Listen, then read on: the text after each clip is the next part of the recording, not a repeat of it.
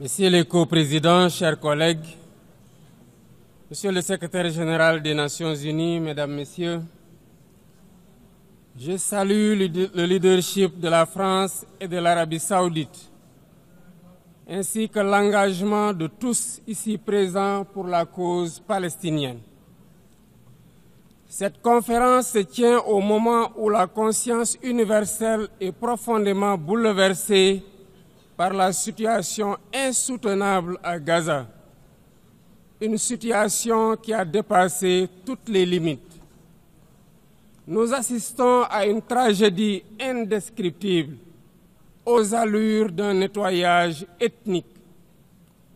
Devant tant d'inhumanité, se taire, ne pas agir, ce n'est pas une option. Ce serait même une complicité passive.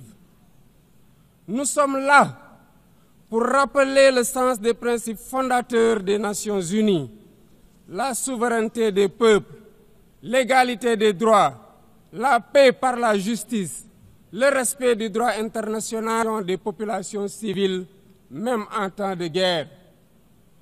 Autant de valeurs aujourd'hui anéanties dans les décombres de Gaza.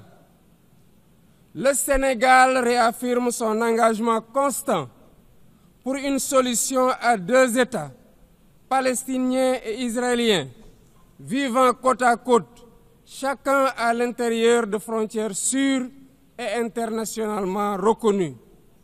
C'est ce que veut le plan de partage décidé par les Nations Unies.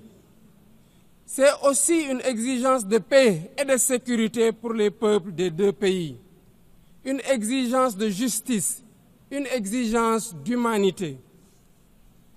C'est pourquoi le Sénégal soutient la déclaration finale de notre rencontre préparée par le ministériel de juillet dernier, à laquelle mon pays avait coprésidé la table ronde sur le respect du droit international. Pour faire la différence, nous devons ensemble envoyer un message clair. L'occupation doit cesser. La souffrance des civils doit cesser. Il faut travailler à un cessez-le-feu immédiat. Israël doit arrêter ses bombardements et autoriser l'acheminement de l'aide humanitaire par l'ONU. L'ONU doit envisager le déploiement d'une mission de stabilisation et d'observation pour s'assurer de l'arrêt des actes illégaux.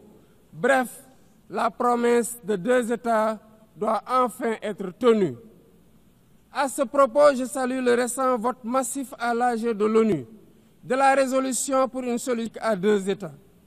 Le Sénégal salue aussi la décision historique des pays ayant décidé de reconnaître aujourd'hui l'État palestinien.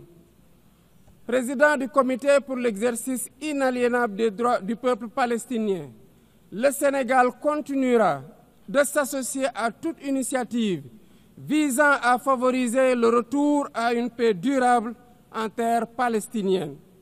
J'en appelle à la conscience universelle.